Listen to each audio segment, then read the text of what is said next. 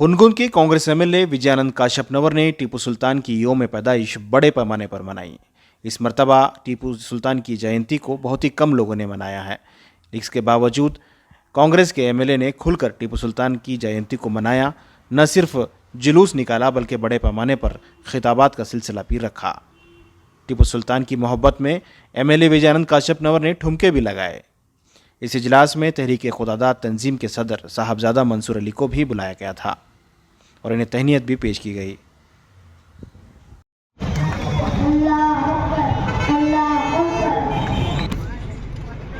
सईद हजरत टीपू सुल्तान ಅವರು ಅವರ ಜೀವನ ಚರಿತ್ರೆ